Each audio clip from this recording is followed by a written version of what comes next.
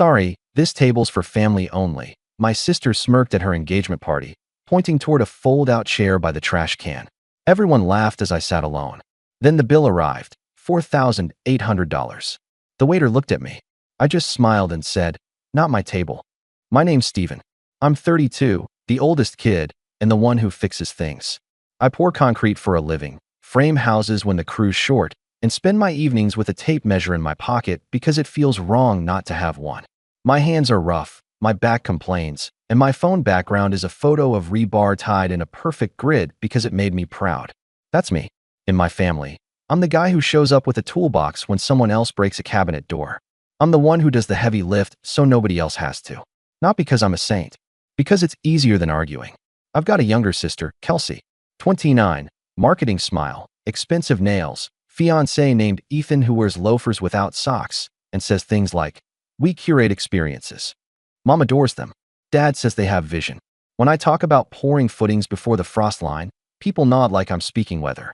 The engagement party was at a nicer place than any of us had eaten at before. White brick walls, industrial lights, a bar that looked like a magazine photo. I wore a clean work shirt because I came straight from the site. I scrubbed my hands in the truck with orange pumice soap, but the lines of the day were still under my nails. I brought the gift Kelsey wanted, a cash envelope tucked inside a card with a gold bow. Not a toaster, not forks. Cash is more flexible, she'd said in the family chat. I remembered that word. Flexible. When I walked in, I saw the main table first, one long rectangle with a runner and little candles in glass cups. Everyone I knew was there. Mom, Dad, Aunt Linda, Ethan's parents, Kelsey's friends from Instagram. I lifted a hand. Kelsey saw me, and the smile on her face shifted 2 degrees. She stood, smoothed her dress, and met me halfway with a hug that didn't touch. "Hey, Steven," she said, inches of perfume between us. "Hey." I held up the card. "Congrats." She took it with 2 fingers like it might smudge her nails, then glanced past my shoulder toward the hostess. I looked at the table. No empty seat. Just place cards with scripted names. A tiny rectangle that said, "Family." "Where should I sit?" I asked, keeping my voice light. Kelsey lifted her chin. "Sorry, this table's for family only," she said, smiling with her teeth. She pointed toward the back of the room. "We set up a spot for you." I followed her finger. Past the bar. Past the bathroom sign. Near the service door, there was a fold-out chair by a gray trash can with a swinging lid. On the chair, a napkin and a fork wrapped in paper. No plate. Someone at the long table laughed. Then another. It rolled like a low wave down the linen runner. I waited for a beat. Maybe a joke. Maybe a just kidding. Ethan leaned back in his chair and called out, "We figured you'd want somewhere quiet, man. You know, since you get off work late." Mom didn't look at me. She poured herself water and said to no one, "He's fine." My face got hot, but my hands stayed still. I stared at the trash can and the silver handle that had little fingerprints on it. The service door opened, and a busser wheeled out a bin of plates. He looked at me, then at the chair, then back at me. He whispered, "You good?" like he had walked into the middle of something. "I'm good," I said. I took the fold-out chair. The metal legs scraped the concrete floor. The sound made a few heads turn and then turn away. At the main table, someone started a toast. I heard my name once in a list of thank yous. And Steven, who's always so reliable. Then the chatter swallowed it. From my corner, I could see Kelsey's profile. The perfect swing of her hair. The way she pressed her napkin to her lips after she laughed. My chest felt tight and small. I took a breath like I do when I'm under a house, crawling, trying not to think about the weight over me. A server brought me a plate balanced on a hand like a tray. "Sorry about the seating," he said under his breath. "They told us to put you here." "It's fine," I said again. The fork was light. The chair wobbled. Kelsey lifted her glass. "To family," she said, loud and bright. Everyone echoed it. I swallowed water that tasted like metal. Halfway through the main course, Dad came by to pat my shoulder. "Don't sulk," he said. "It's Kelsey's night." "I'm not sulking," I said. "I'm sitting." He gave me a look like I was being difficult, then drifted back. The cake came. The waiter cut slices at the head table first, passing plates like treasure down a line. When the tray finally swung my way, Ethan's mother leaned in to the server and whispered something. My plate went past me, then passed again. The tray was empty when it reached my side. The busser caught my eye and winced. "I'll check the kitchen." "Don't worry," I said, and folded my napkin like a blueprint. I watched candles blink in the air conditioning. Later, maybe an hour, maybe more, the room went quiet. A bill presenter showed up at the head of the table. The manager whispered to Ethan. Ethan smiled and tapped a knife to his glass. "Okay, team," he said like work. "We've arranged the check a special way." He made eye contact with me from across the room. The waiter followed his line of sight. The busser returned, set a small slice of cake on my wobbly chair's corner, and breathed. "I'm sorry, man."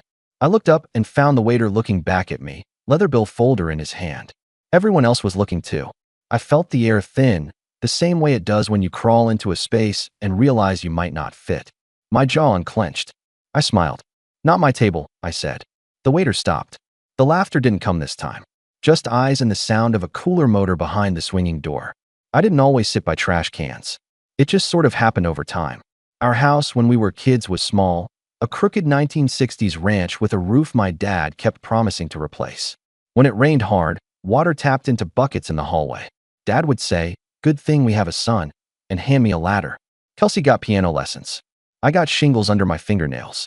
By 16, I was on a framing crew summers and weekends. By 18, I had a reputation for showing up early, hauling more than my weight, not complaining about the heat. I didn't do college. I didn't ask my parents for money. I fixed the porch, then the fence, then the plumbing when the kitchen sink coughed brown water. Mom would post a photo and write, "So blessed to have a handy son." When Kelsey moved to the city for her marketing job, I loaded her U-Haul, drove it, carried her furniture up 3 flights, hung her shelves, and paid the security deposit while she waited for a direct deposit to hit. "I'll pay you back the second I can," she said, hugging me hard enough to smell her hairspray. I told her not to worry. 6 months later, when I asked about it, she blinked like she had never heard those words. "Stephen, don't be weird about money. It's family." That became a chorus. "Don't be weird about money. It's family." It came from Mom when she asked me to co-sign her new SUV because her score wasn't reflecting her true reliability. It came from Dad when he used my Home Depot card just until payday. It came from Kelsey most of all. Brunches charged to my card. Venmo requests that never reversed. Little totals that stopped feeling little when I laid them out like studs on a sawhorse. I kept a spreadsheet for sanity. Dates, amounts, reasons. $350 for Kelsey's first month of city parking. $780 for her emergency dental work. $1,900 for Ethan's bridge loan when his crypto something timed the bottom wrong. $2,500 for Mom's car down payment. A dozen $60 here, $120 there. I looked at the columns at night, the way you look at a crooked wall and know exactly where it's out of plumb. Every time I tried to talk about it, I became the problem. "You're obsessed with keeping score," Mom said once, stirring sugar into tea. "Your sister needs support while she builds her brand. Kelsey brings opportunities to this family," Dad added. You bring muscle. Both matter." I started saying less. It was easier to carry a beam than argue about one. The little betrayals got weirder. I found out Kelsey had listed my address on a store credit application because it looked more stable. I discovered my Netflix profile replaced with guests and a kid's profile named after Ethan's dog. When I reset passwords, Mom called to say I was punishing Kelsey for succeeding. Then came the invite to the engagement party. The group chat blew up with color palettes and signature cocktails. Kelsey sent a registry link with sections labeled must, want, and if you love us. Every item had a note. Cash preferred. I texted, "What do you actually need?" She replied, "A generous brother." Smiley face. The week before the party, Kelsey called me on my lunch break. I was sitting on the back bumper of the work truck, eating a ham sandwich. "We were looking over the numbers," she said, voice bright.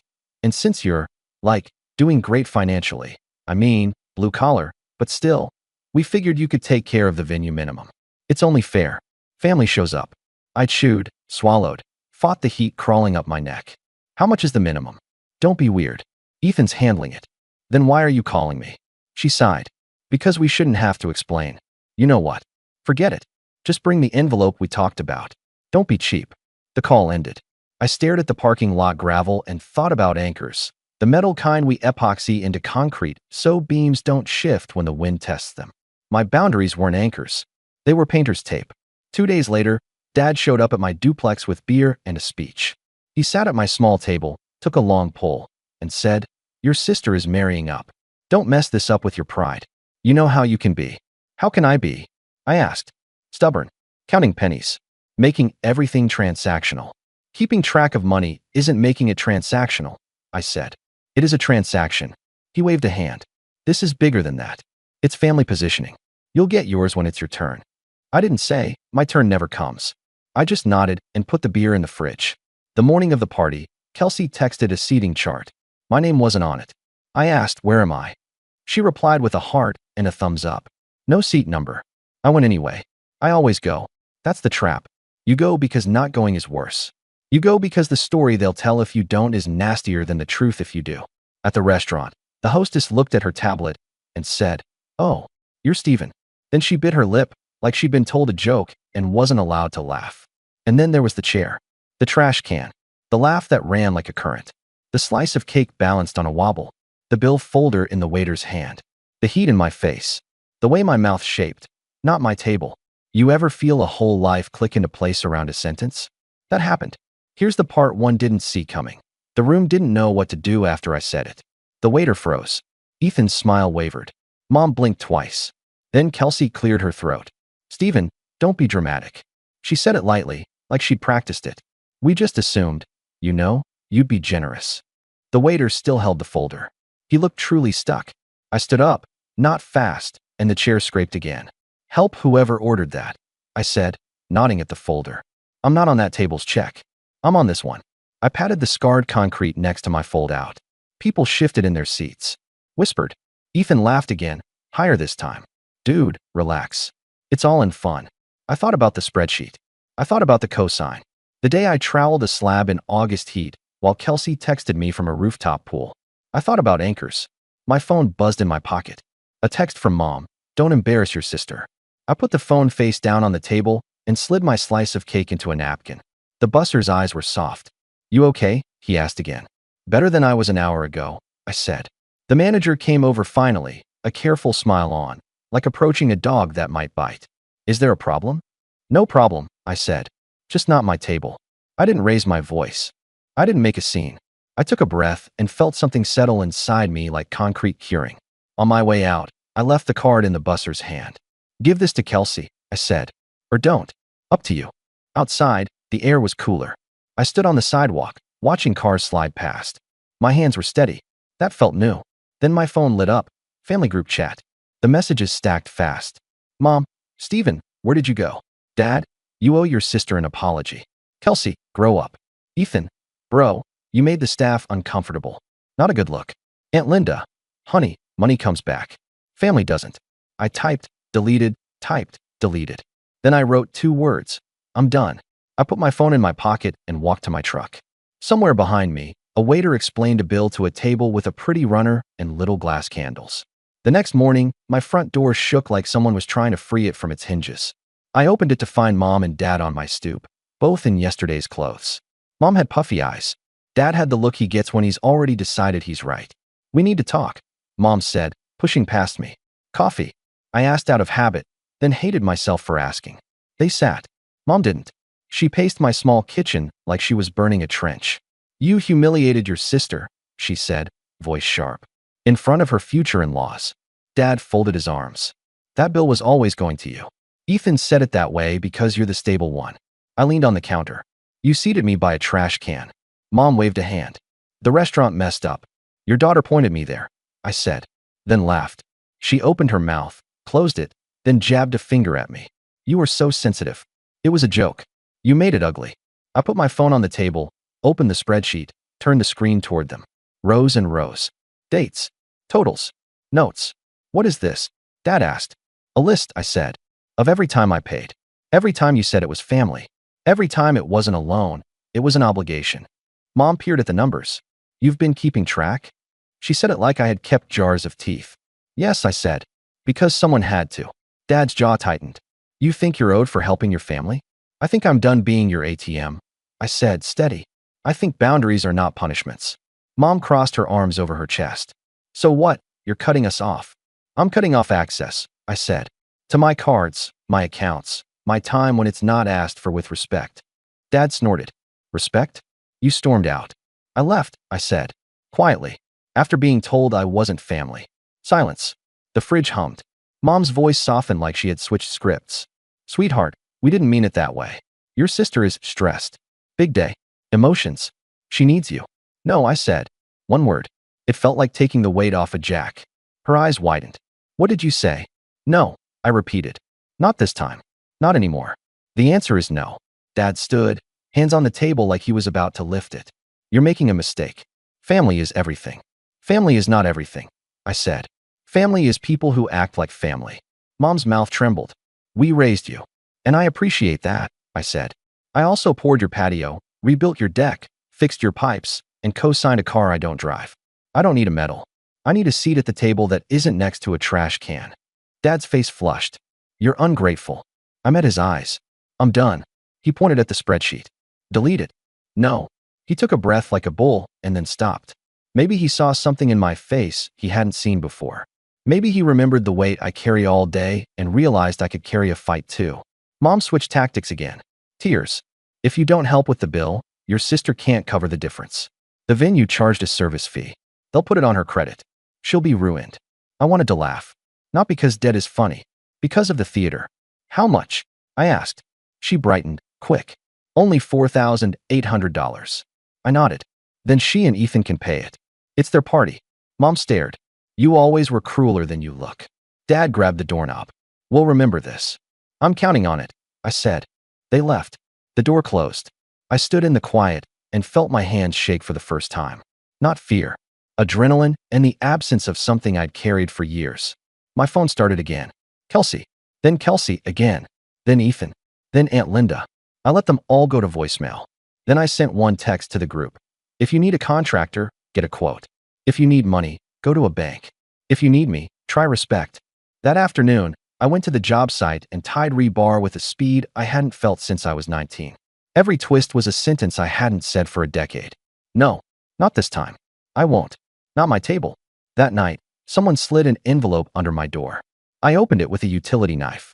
Inside, a printout of a bill, a photo from the party, and a note in Kelsey's handwriting. You did this. Fix it. I took a picture of the note, filed it in a folder, and put the original in the junk drawer with rubber bands and old screws. The photo showed me in the background by the trash can, eating cake. I printed that one and taped it to my fridge. The first day after a boundary is quiet. People wait to see if you meant it. The second day gets loud.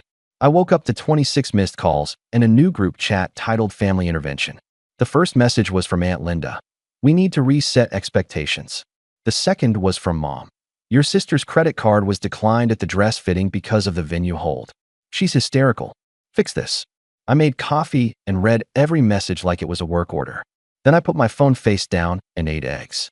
At 9:07 a.m., Kelsey showed up at my place with Ethan, both in sunglasses. She didn't knock. She rattled the handle until I opened. You're unbelievable, she said, sweeping in. Do you know what you've done? Set a boundary, I said, stepping aside so they couldn't push past. Ethan tried to smile. Bro, no hard feelings about the seating. That was Kelsey's idea. We were playing. Kelsey shot him a look. Ethan. Then back to me. The venue charged my card. It overdraft. I have a blocked account now. Do you understand overdrafts? I do, I said. Banks charge fees when you spend money you don't have. Her jaw worked. You've always been jealous. Of what? I asked. Of my life, she said, gesturing at her outfit, her ring. Of people liking me. Of not having to live covered in dust. I looked at my hands. The small cuts. The strength. I like my life, I said. Ethan exhaled. We just need you to front the difference until the wedding gifts clear. There are no wedding gifts, I said. This was your engagement party. He blinked. Semantics. Kelsey leaned in, voice low. Mom and Dad said you'd do the right thing. Don't make them choose. They already chose, I said. They sat at your table while I ate by the trash. She threw up her hands. God, you're dramatic. Fine. She dug into her purse and slapped my card on the counter. My card. The one I'd canceled 3 months ago. Happy? We found this in Mom's junk drawer. Was that part of your spreadsheet too? I picked up the card, turned it in my fingers like a fossil. Leave, I said. She scoffed. You can't kick me out of my brother's house. I can, I said, and opened the door. Ethan tried for a final move. We'll tell everyone you refused to help your own sister with a basic family expense. You already did, I said. It didn't work. They left. The hallway smelled like her perfume for an hour after. At noon, my boss pulled me aside. You okay? He asked. Your mom called the office. She did what? Said there was a family emergency and you'd need an advance. I told her we don't do that. For anyone. He looked at me over his glasses. You want to take the afternoon? No, I said. I want to pour. We poured a walkway behind a small brick house for a retired teacher. She brought us lemonade and told us her late husband used to lay tile. I liked the way she said used to without apology. When we finished, I troweled the edges until they were clean enough to see a reflection. On the drive home, my phone buzzed again. Cousin Mark. Hey man, he said when I answered. I heard there's drama. Just so you know, people are saying you tried to stiff the staff. I laughed, one short sound. The staff is the only reason I didn't walk out sooner. They were kind. Mark hesitated. I believe you. For what it's worth. It's worth something, I said. That night, I changed passwords I should have changed months ago. I removed devices from accounts. I shut down an old shared phone plan I'd kept because Mom didn't like new carriers. I got 3 angry texts inside 10 minutes. What did you do to my Spotify? Steven, my phone stopped working. Wow. Petty. I put my phone on Do Not Disturb and slept like I had after my first full week on the framing crew, heavy and unbothered. By day 3, the storm turned. The group chat got quieter, then split into side messages I wasn't in. Aunt Linda texted, I don't agree with how they treated you. A cousin DM'd me a photo from the party I hadn't seen. Kelsey smirking, finger pointed, me in the background by the trash can. He added, I left early. Felt gross. I started hearing through sideways channels that the bill had been divided the old-fashioned way in the end. Ethan's dad covered half with a tight face. Kelsey's bridesmaids split a chunk, and my parents maxed a card they were hoping to keep clean for a trip. People were mad. Not at me. At the awkward truth sitting in the middle of their pretty runner.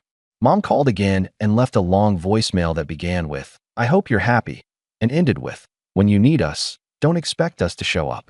I saved it with the others in a folder named Policy. I went to work. I came home.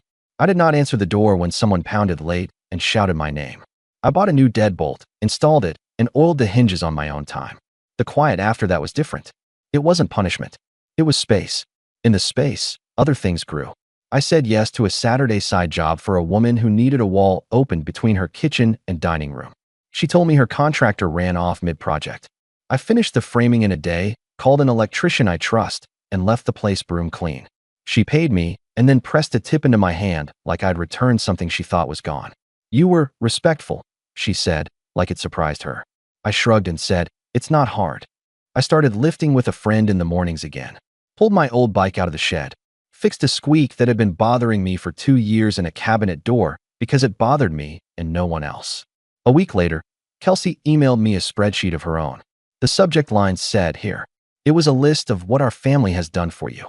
There was unpaid rent from when I lived at home at 19. I paid it, we both knew it. 3 dinners from 2015, a list of Christmas gifts, and a note that said, Mom carried you for 9 months. I replied with one sentence, thanks for the list. No reimbursements approved. She didn't write back. She posted on Instagram instead, a story with the words, blood isn't everything, over a boomerang of champagne. I laughed out loud. Then I closed the app and didn't open it again for a week. Real life moved. I took a small vacation day and drove to the lake with a thermos of coffee. I watched a guy teach his kid how to skip stones. I thought about my future the way you think about a deck you might add, where the sun falls, how the weight will sit, what anchors you need so it doesn't tilt under guests. On Sunday, I got a text from Dad. No hello, just, we're selling the house. We'll need your help moving. I typed, hire movers. He replied, we can't afford that. I asked, how much was the engagement party? He didn't answer. Monday, my foreman asked if I wanted to take on a crew lead spot that was opening up. You've got the calm people listen to, he said. And the spine. I almost said I wasn't ready. Then I thought about a chair by a trash can and said, I am. 2 weeks after the party, I went over to Mom and Dad's because Mom texted about a leak. Not as a son, as a contractor. I brought an invoice pad. Mom answered with red eyes like she'd rehearsed them. So you'll help, she said, relieved. I'll take a look, I said. My rate is on the invoice. She froze. You're charging your mother. I'm charging a client, I said. Family rates are for family. She swallowed hard and stepped aside. The leak was a bad wax ring on the upstairs toilet. I replaced it in 40 minutes. When I finished, I handed her the invoice. She signed. Her hand shook, but she signed. On my way out, Dad leaned in the doorway, voice low. You think you're better than us now? No, I said. Just not worse. I drove home with a copy of the invoice on the passenger seat. It felt like a receipt for air. A month later, silence. I skipped the wedding, not my table. set anchors for my pergola, blocked the venue call, and wrote the last line. Boundary $0 paid. I chose respect and peace. Today,